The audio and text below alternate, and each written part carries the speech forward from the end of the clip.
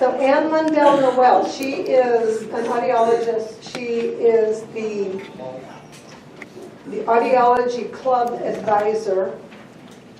She's been with me and assisting in the club very early on. I started here in 2012, and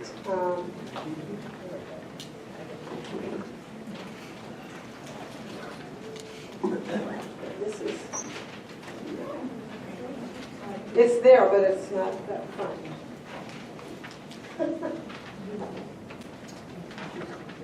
Okay.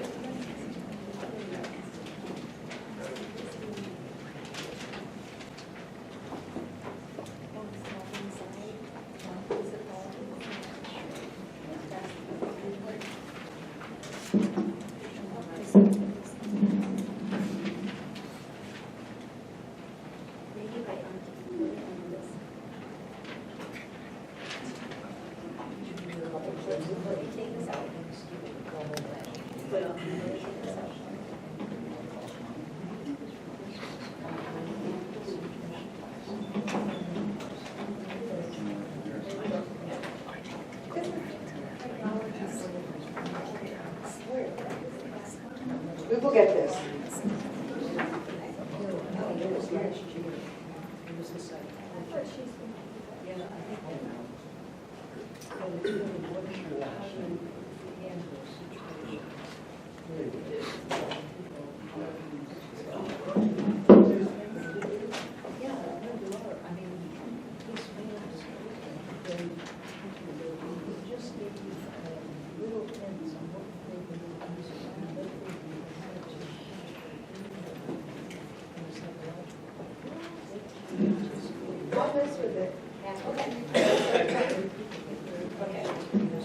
Okay, Tony's going to mess with the computer while I start over here.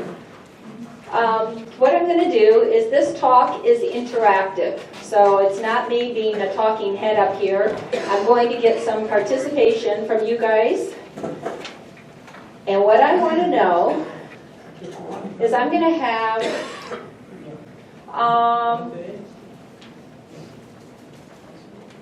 the gentleman in the yellow. You want to come up here? And what's your name? Charlie. Charlie, come on up. I'm going to have you write while I talk. Do you mind? Is that okay? It's only for a few minutes. Oh, she's got it. Well, kind of. Keep going here. So, the first thing I'm going to ask is, the talk is hearing loss in the holidays, reflecting on the true meaning. Let me ask you, what are some emotions that come when we think of the holiday? Raise up your hand. What's an emotion that you have? What's a feeling?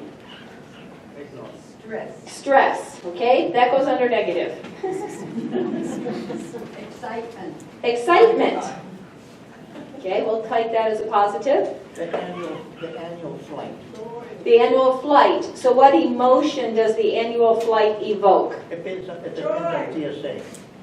Okay, depends. Joy, I heard from the back of the room. What are some others? Yes? Being let down. Feeling left out, isolated. Yes. So a feeling of isolation. Good job. Come on, what are some more emotions? Party time. Party time. That's a positive one. What else do you feel with the holidays? Sadness. Sadness. Anticipation. Okay. Sadness and anticipation. Is anticipation a positive or a negative? Positive. Okay. Joy to the world. Joy to the world. We've got joy down there. Good job. Joy. And any other, Elaine? Crowds where I cannot hear. So that's an activity, a crowd where you can't hear. So what's the feeling behind that? Stress.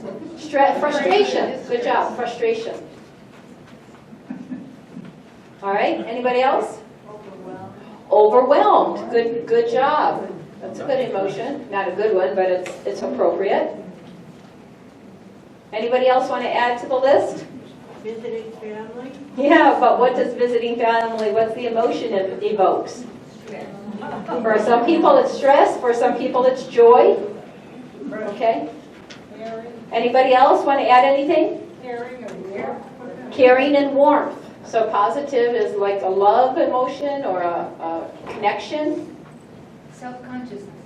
Very good. We'll take our last one as self-conscious. I think that's a negative one. Are we good to go with this one, Tony? Self-conscience. Conscience. I think. Okay, so when we have these, thank you, I appreciate it. Let's give Charlie a hand.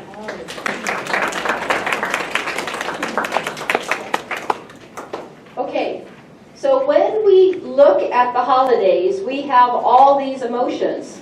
Some of them are positive, some of them are negative, and some of them are just neutral. But I want to start to get you to think this holiday, what is it going to do to bring you peace? P-E-A-C-E, which is what I have on your sheet right there. The thing that we need to remember is that the emotions that something evoke from us come usually from past experiences that we've had. So those people who look at the holidays positively, with excitement and joy and party and anticipation, probably have a family or friends that evoke a positive memory.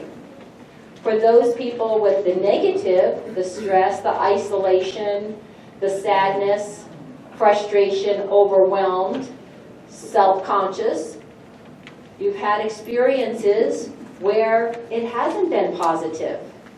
And the purpose of today's talk is to try to help you equip you so that you do walk away this holiday season with a more positive outcome. Remember, all those feelings that are up there on the board, even people without hearing loss experience for the holidays. So the talk that we're giving today is not specifically tailored only to people with hearing loss, but can be used for everyone. But I am going to give you some specific tips for those who do have hearing loss. Okay, so what do emotions bring?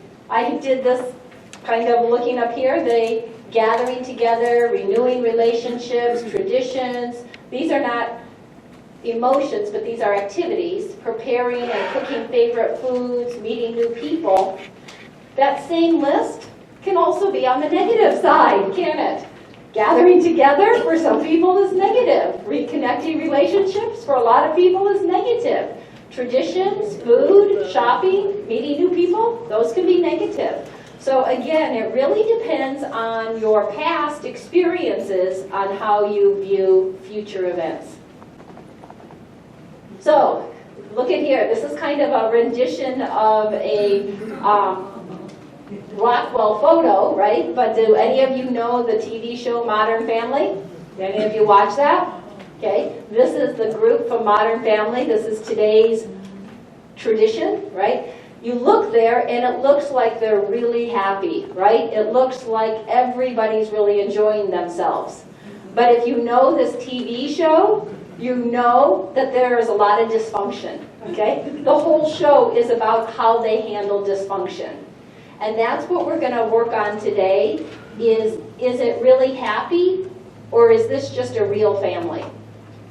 So is what we want the holidays to be a conceived notion in our brain of what it's supposed to be? Or can we really deal with what we are experiencing and make it a positive outcome?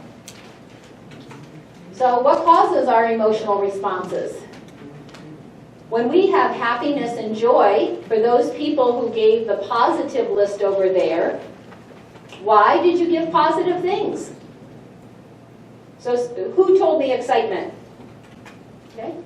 Who listed excitement? Marcy? So the excitement, if anybody gave a positive, anybody who gives them, the reason that you feel positive is because maybe the events went as you planned.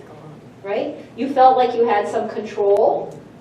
You felt good at the end of the event. For those people who feel negative, things didn't go as you planned, or maybe they felt out of your control. You didn't have control over how they happened and they came out in a negative way. So I just want to keep that in the back of your mind that the P on your sheet, this is the first thing we're going to address, is called plan ahead. So everybody write down plan ahead when it comes to the P. And the reason that is, I'm going to go past this one for them, is that when we start planning ahead, we can start putting some things in our control.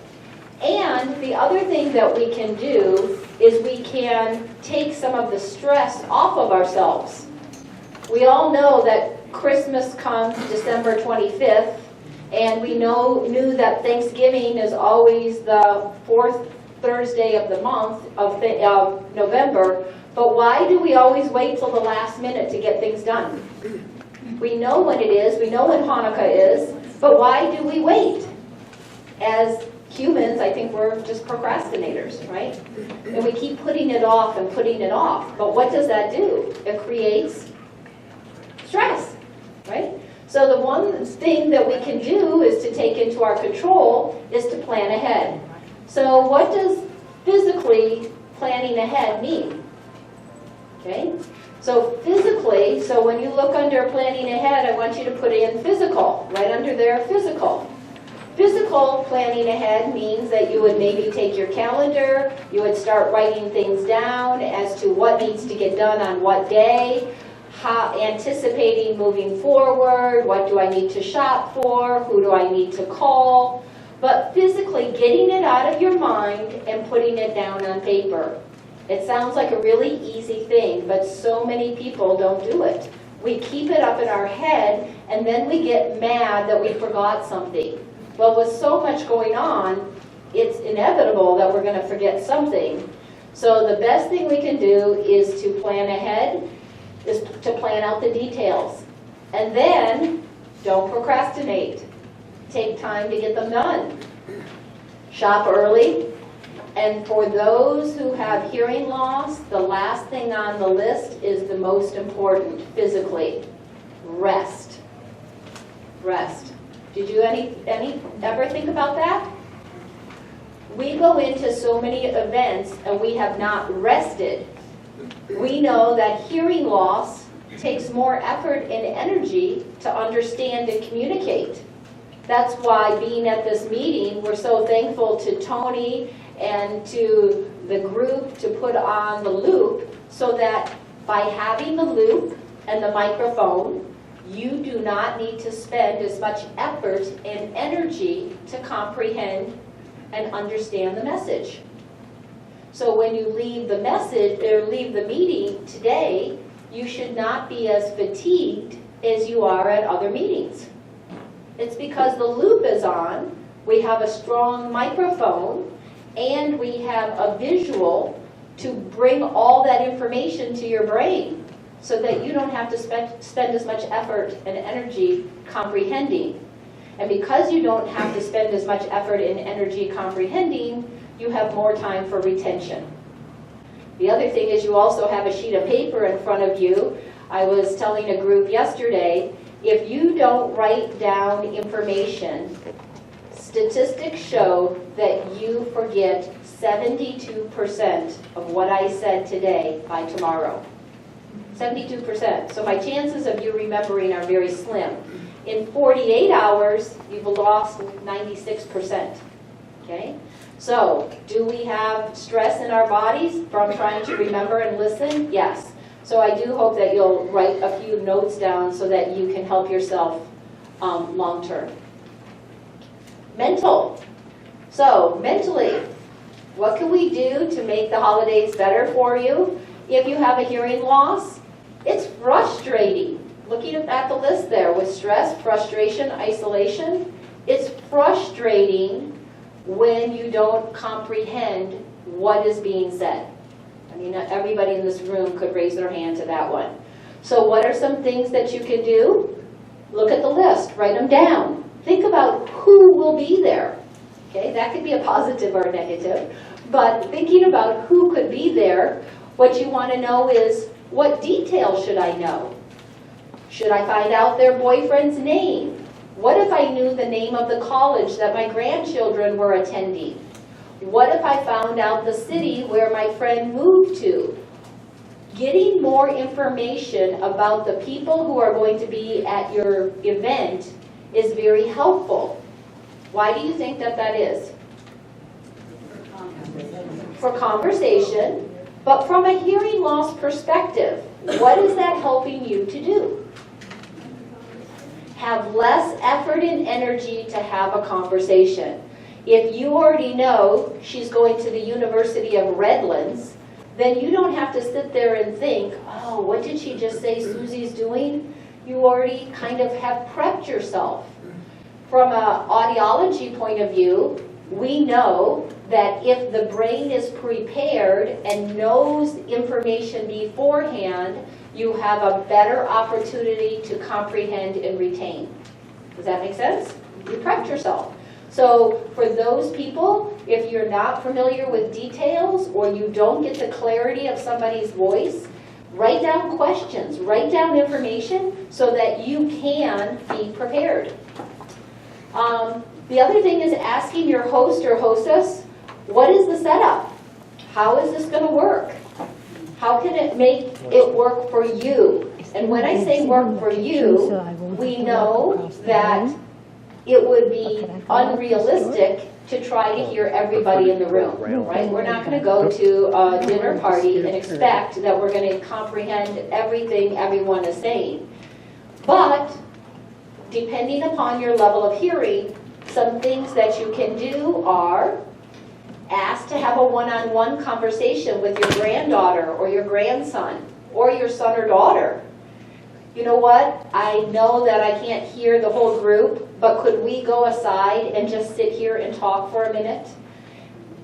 You want to relay to them that it's important for you to communicate and to connect. It's not that you're going to connect with everybody at the party, but if you intentionally plan ahead on setting realistic expectations and intentionally finding out information, it can change the total outcome of your event. And then the last thing that I have on there is to relax, right? The more tense we are emotionally, the more we forget. It's a fact of hearing that when we're stressed, there's not as much blood flow going to the ear or to the brain, and we don't retain as much information. So I kind of went into this a little bit under the emotional, and these are all still in the plan aheads, but anticipate the conversations and the topics, and know when to show them, know when to hold them, right? Know when to talk about them, right? Don't just blare it out in the middle of a conversation, but read the body language. You guys, as having hearing loss, should start looking at other clues to help you. If you're not getting it auditorily, then you start looking for visual cues. Are they ready to talk? Are they closed off? Is that person having an argument? You are aware of these things. I'm just bringing them to your attention, that you just don't blurt out, but that you find the right time to engage in a conversation. And what I want to really stress here is what really makes us happy and really what is the outcome that we expect. When we plan ahead, what is our outcome going to be? Is it going to be more frustration and stress and isolation? Or if we planned ahead, would we feel more joy, more connection, and more caring, right? If you can connect with somebody one-on-one, I think that that would be a positive outcome. I'm going to go back here for a second.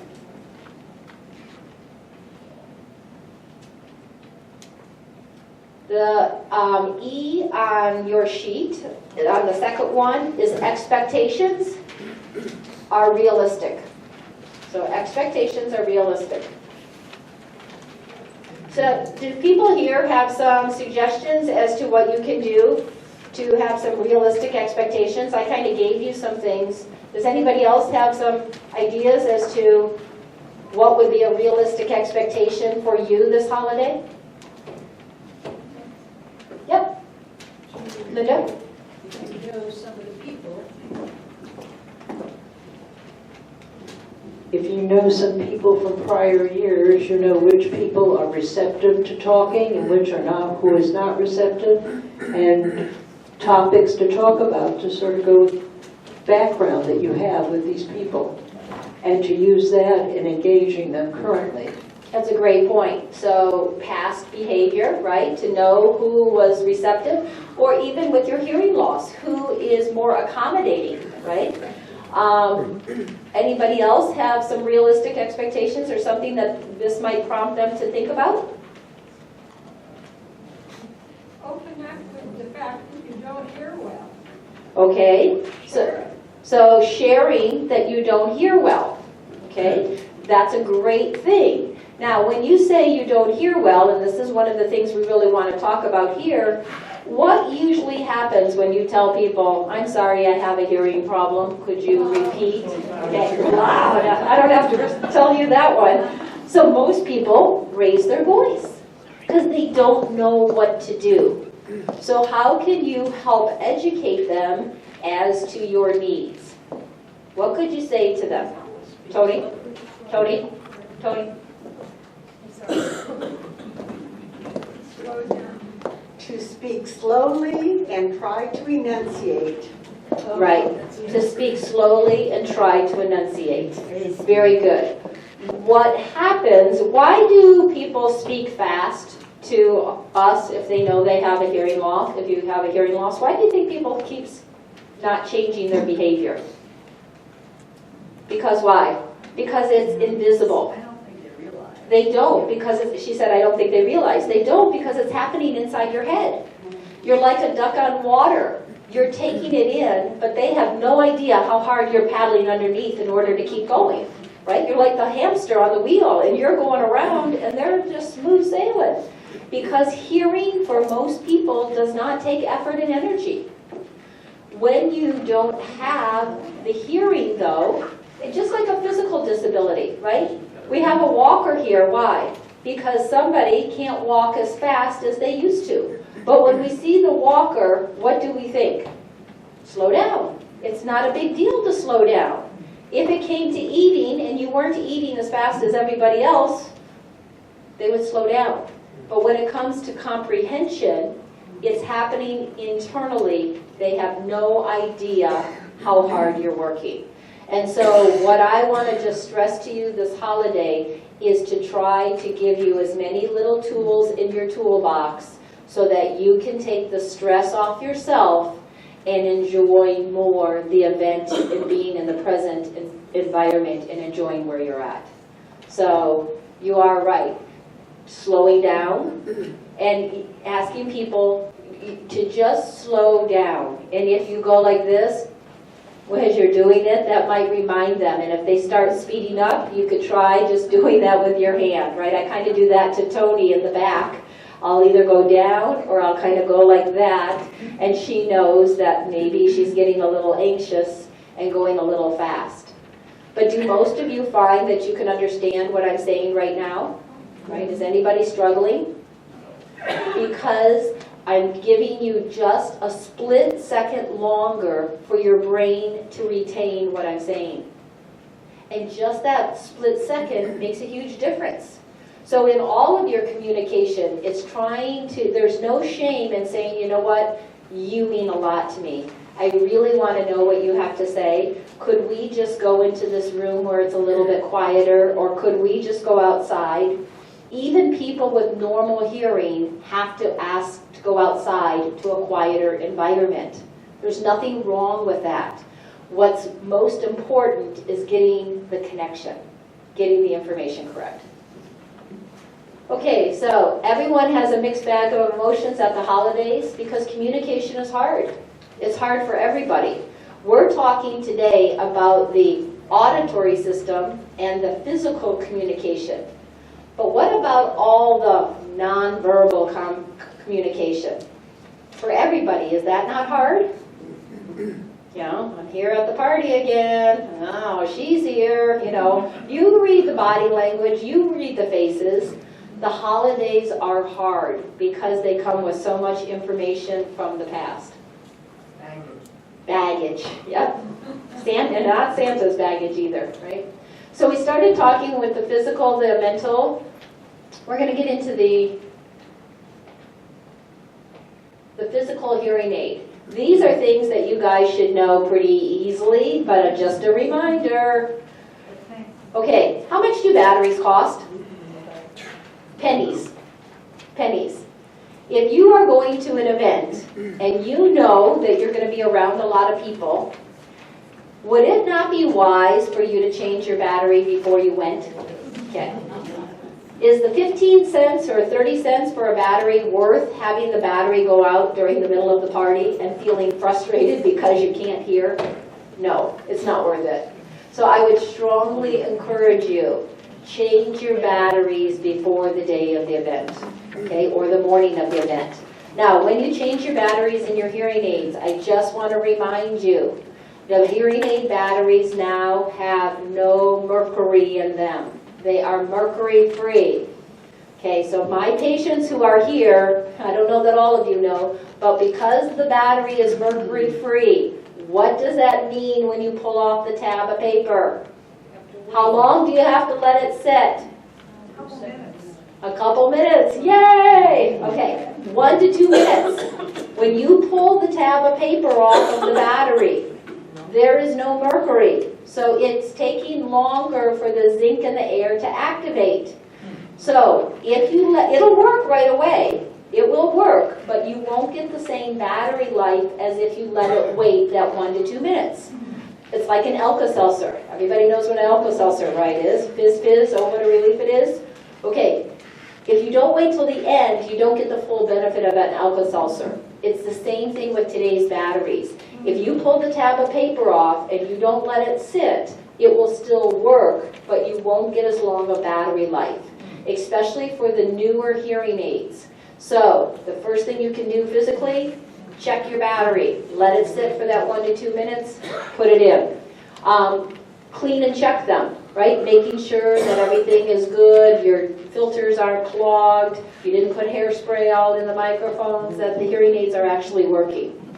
The other thing is that there might be some assistive devices that you can use in family gatherings. So for those people who have assistive devices, making sure that they're charged, making sure that the microphone is working. Whatever it is that you have, be prepared. Again, planning ahead, because never fails Murphy's Law. It's going to go dead when you least expect it. And then checking the room acoustics. Where are you going to be? Talking to your host or hostess. Can I sit here? Where is the most fabric to absorb the sound? He's probably got one of the best spots in the room right there because he's smart that he's got the fabric around him as well as the room being looped. Now everybody next month is going to go there. Yeah, there is some fabric on the walls here, which really helped with this room. But checking. Now, if you say, well, I'm in a hard restaurant or I'm somewhere where I can't really control it, a couple things you can do. Bring a jacket. Bring a fluffy lap, like throw rug or something. Not a rug, but you know what I'm talking about, a shawl, yep, and put it around the chair. Try to bring some fabric things with you that can help absorb the sound. It's a little thing, but it does help. And then again, I'm going to go back to that rest, be alert and ready. So we know, yes?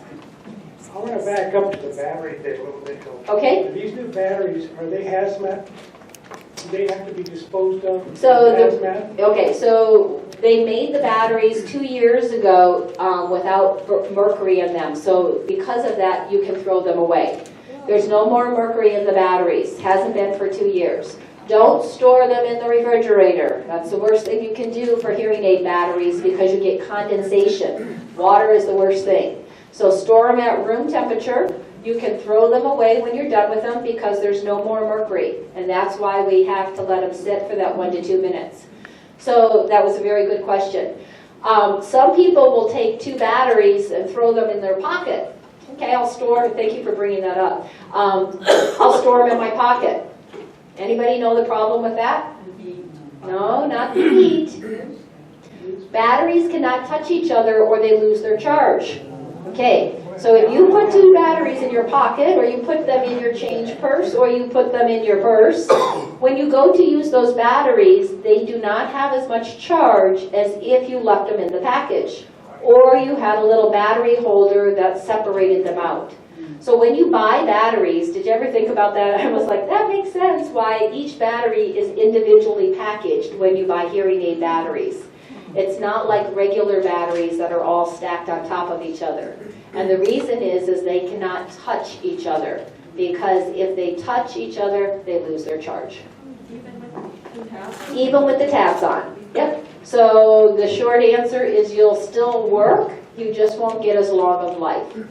So once you pull the tab of paper off, the battery is going to go dead whether you use it or not. It'll take longer, it might take 3 weeks instead of 7 days, but the battery still goes dead. So don't think, oh, I won't wear my hearing aids because I'll save on the battery. Bad choice, okay? You're gonna, again, they're pennies. You can buy a package of 8 batteries for $5 at our office normally every day of the week, so they're cheap, right? They're not expensive. Okay, hearing loss requires more effort to communicate. It's a fact.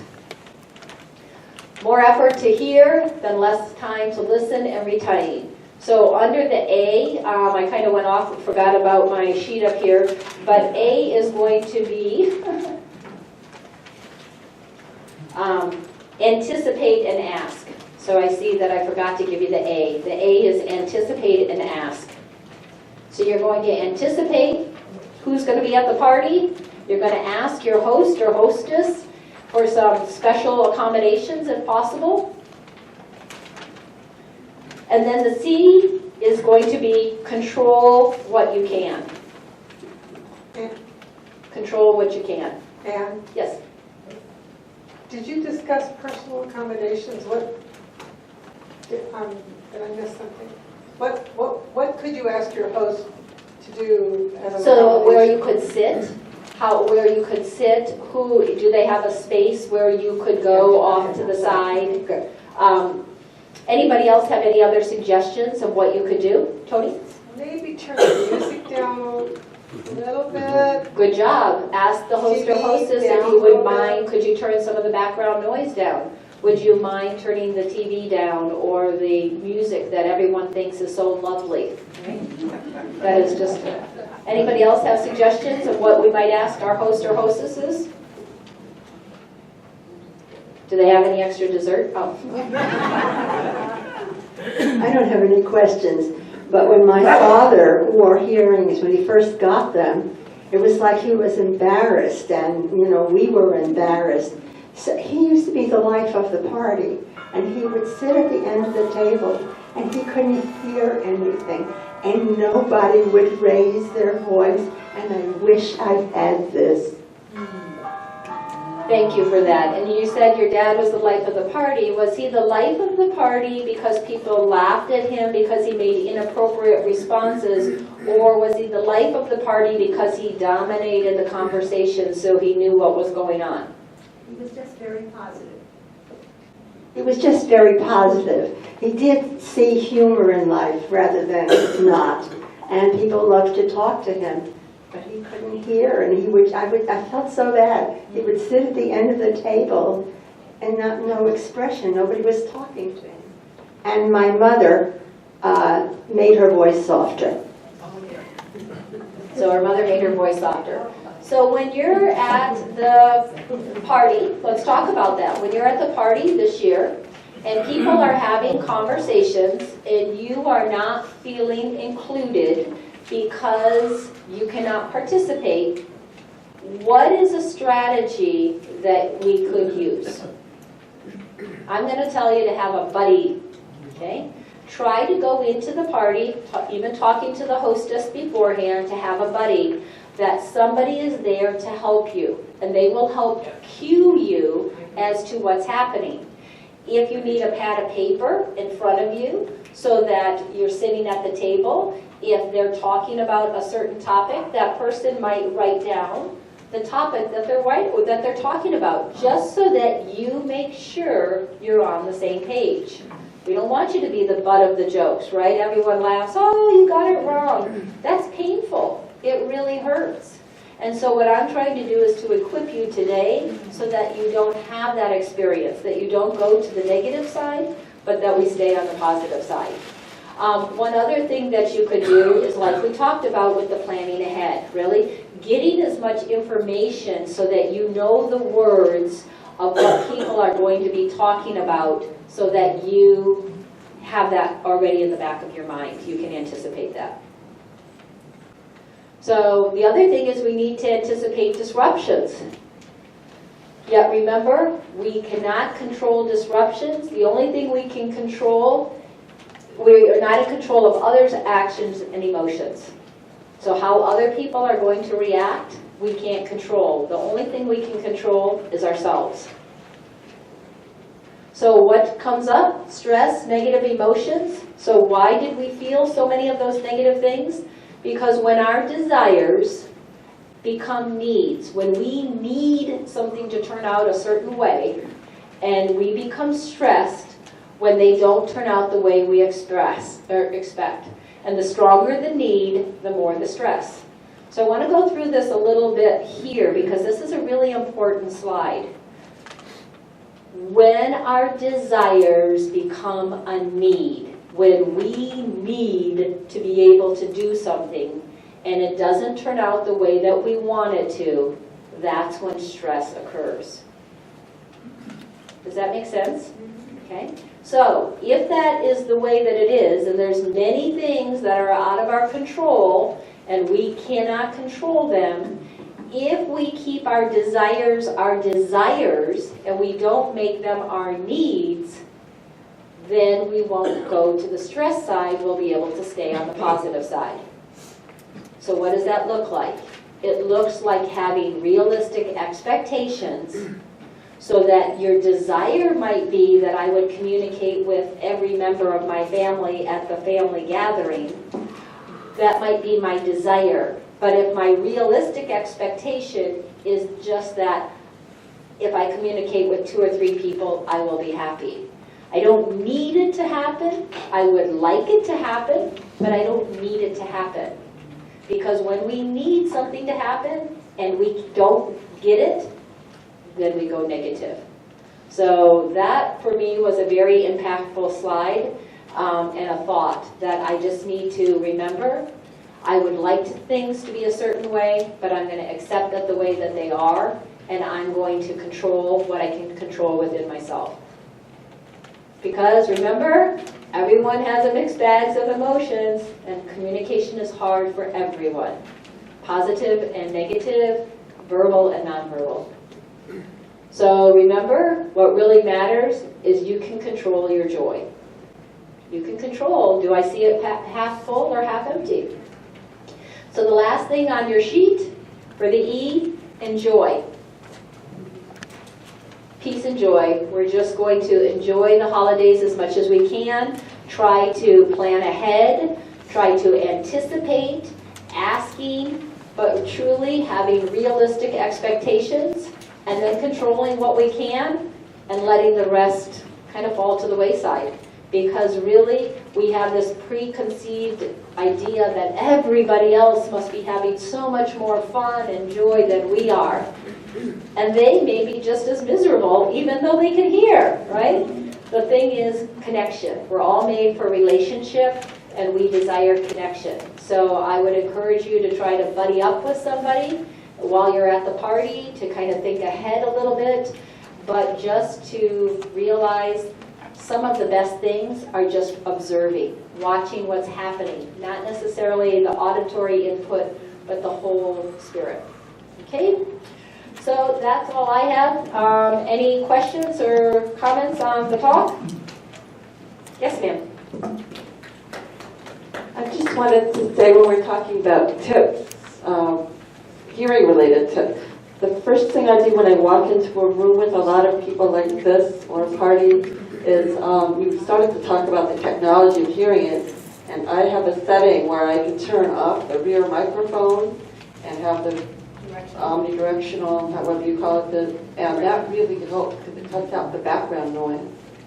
Good. What she said is to remind you that you might have a program in your hearing aid that's directional to the front and that you would remember to use it. Good. Anybody else got a comment? Elaine? I've noticed that so many homes now do not have carpeting, and now this room, of course, doesn't have carpeting. And you were mentioning, of course, this room is obviously set up for good hearing because of the technology, but homes are not that way. And you were mentioning fabric. Now, in a situation when you're in a home that does not have the fabric or the carpeting on the floor, are you better off to get, if they have drapes or something like that, to get in a place where you'd be sitting close to drapes? And I'm wondering about this room, if it were not set up for the good hearing arrangement that it is it better to sit over close to drapes so that you're around fabric so the sound isn't bouncing all over? Correct, because the reverberation, now this one does have fabric on the walls, which is kind of unusual, but that is what you want to try to do. Not that it's 80 degrees out and you're going to bring a shawl to a party. That's going to look a little odd too, but you get the idea. Tony? I have a question. Does somebody have the sign-up sheet for the phone classes? It's back here. Did it stop somewhere? It's in the back of the room. It's all the way in the back. Okay. Thank you. Okay, so thank you very much. I hope that it was helpful for you. Enjoy the holidays and off to the raffles. Thank you. Tony, are you ready for the drawing? Are you going to do your drawing? So we're going to do the drawing, but before we